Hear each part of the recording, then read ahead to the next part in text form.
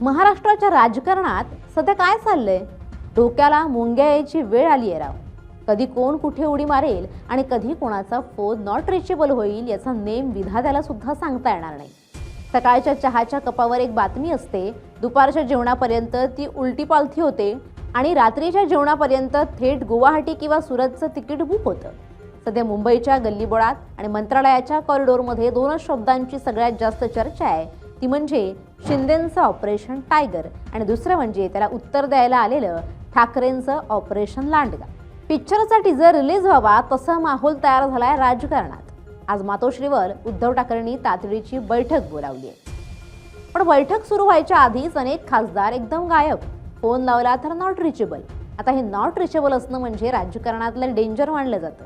हा सगळा गदारोळ, वावड्या आणि सुरू असलेला हाय व्होल्टेज हायजॅकिंग ड्रामा समजून घेणार आहोत या व्हिडिओमध्ये.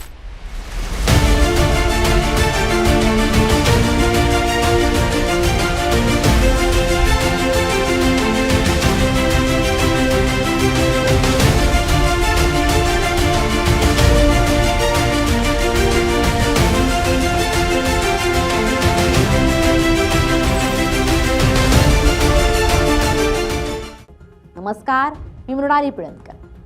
उद्धव ठाकरेंनी आपल्या शिल्लक राहिलेल्या आणि सोबत असलेल्या सगळ्या खासदारांची एक महत्त्वाची बैठक बोलावली आहे. विषय काय तर आगामी निवडणुका आणि पक्षाची रणनीती.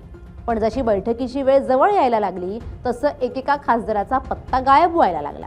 कोणाचा मोबाईल स्विच ऑफ, कोणाचा नॉट रिचेबल, तर कुणी म्हणे खासगी दौऱ्यावर गेले. एवढ्या महत्त्वाच्या बैठकीच्या दिवशीच नॉट रिचेबल. त्यावरून चर्चा अशी सुरू झाली आहे की उपमुख्यमंत्री एकनाथ शिंदे यांनी पडद्यामागून एक मोठा गेम फिरवलाय. त्या गेमला नाव दिलंय ऑपरेशन टायगर. ठाकरेंच्या गोटात जे काही उरलं सुरले खासदार आहेत त्यांना आपल्या पिंजऱ्यात ओढायचं, पण थांबायचं नाव घेतील ते शिवसेना आणि संजय राऊत कसले. ऑपरेशन टायगरचा नुसता उच्चार काय केला? मातोश्रीचे चाणक्य आणि शिवसेनेचे मुख्य प्रवक्ते संजय राऊत म्हणाले, अरे राष्ट्रीय प्राण्याचा कशाला अपमान करताय? ओरिजिनल वाघ मातोश्रीवरच आहेत. सगळे लांडगे तिकडे गेलेत आणि जर तुम्ही ऑपरेशन टायगर करत असाल तर आम्ही सुद्धा आता ऑपरेशन लांडगा करणार. राऊतांच्या विधानाचा सोपा आणि सरळ अर्थ काढायचा झाला तर त्यांनी विरोधकांना आव्हान दिलंय की तुम्ही जर आमचे लोक फोडत असाल तर आम्ही सुद्धा गप्प बसणार नाही. जे लांडग्यांसारखे गुपचूप पळालेत त्यांची शिकार करायला आम्ही तयार आहोत आणि उलट पलटवार करून तुमचे सुद्धा लोक फोडल्याशिवाय राहणार नाही. काय असतं ऑपरेशन टायगर? रोज रोज तुम्ही म्हणताय टायगर टायगर टायगर. आम्ही सुद्धा ऑपरेशन लांडगा करणार आहोत, ऑपरेशन वुल्फ करणार आहोत.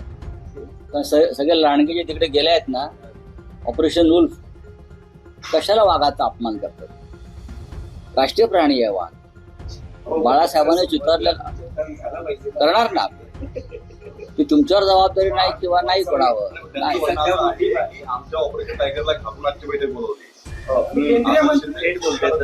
शिवसेनेला 60 वर्ष झाली. 60 वर्षातली खासदारांची पहिली बैठक आहे का? शिवसेनेला 19 जूनला 60 वर्ष होत आहे. मग या 60 वर्षामध्ये ही पहिली बैठक आहे खासदारांची? मूर्ख आहेत, मूर्ख आहेत. आता मी येड जबाब बोललो तर परत तुम्ही ते कट करा. आहे ना, मग ठेवून द्या. खासदारांची बैठक शिवसेनेच्या पक्षप्रमुखांनी बोलवायची नाही का? आमदारांची बैठक बोलवायची नाही? यांना कोण घाबरते? अमित शहा ज्या दिवशी सत्तेवर नसेल त्या दिवशी यांच्या चड्ड्या खाली येतील. अमित शहा ज्या दिवशी सत्तेवर नसतील त्या दिवशी हे जे म्हणतायत ना, यांना घरातून बाहेर पडणं मुश्किल होईल. हे पोलीस आणि पैशाच्या ताकदीवरती आमच्याशी लढू पाहताय. हिंमत आहे तर गौतम अडाणी समोर उभे राहा. मराठी माणसावर बुलडोजर फिरवतोय. हा हिंमत, आमची हिंमत आहे तर आम्ही खरे टायगर आहोत. जेव्हापासून हे सरकार सत्तेत आलंय तेव्हापासून एकच नरेटिव्ह चालवला जातोय की ठाकरेंकडे आता काही उरलेलं नाही. शिंदेगड सातत्यानं दावा करतोय की ठाकरेंच्या बाजूचे अनेक नेते, आमदार आणि खासदार आमच्या संपर्कात आहेत आणि योग्य वेळ आली की ते उघडपणे आमच्यासोबत येतील. आज जेव्हा खासदारांची बैठक झाली आणि काही चेहरे तिथे दिसले नाहीत, राजकारणात एक साधी गोष्ट असते, जोपर्यंत एखादा नेता जाहीरपणे दुसऱ्या पक्षात जात नाही तोपर्यंत तो नॉट रिचेबलच्या पडद्याआड राहून दोन्ही बाजूला चाचपणी करत असतो. कुठे वजन जास्त पडतंय, कुठे आपली जागा सुरक्षित आहे, कुठे तिकीट पक्का मिळतंय हे बघूनच निर्णय घेतला जातो. सध्या उद्धव ठाकरेंच्या बैठकीच्या आधी शिर्डीचे खासदार नॉट रिचेबल आहेत. तसंच परभणीचे खासदार सुद्धा नॉट रिचेबल आहेत. त्याचसोबत ओमराजे निंबाळकर यांनी सुद्धा 2 दिवसांपूर्वी झालेल्या बैठकीला दांडी मारली होती. त्यामुळे सध्या जे खासदार नॉट रिचेबल आहेत ते खरंच शिंदेंच्या जाळ्यात अडकलेत की फक्त ठाकरेंवर दबाव टाकतायत, हा खूप मोठा सस्पेन्स आहे. एका बाजूला वाघ आणि दुसऱ्या बाजूला लांडगा. प्राण्यांच्या या नावांमुळे राजकारणाचा पार प्राणी संग्रहालय झालाय. राजकारणात साम दाम दंडभेद या 4ही गोष्टींचा वापर सध्या महाराष्ट्रासह देशभरात सुरू आहे. आजची बैठक उधळून लावण्यासाठी किंवा त्या बैठकीचं महत्त्व कमी करण्यासाठीच ऐनवेळी हे नॉट रिचेबलचं नाटक रचलं गेलंय अशी चर्चा ठाकरे गटाचे कार्यकर्ते उघडपणे करत आहेत.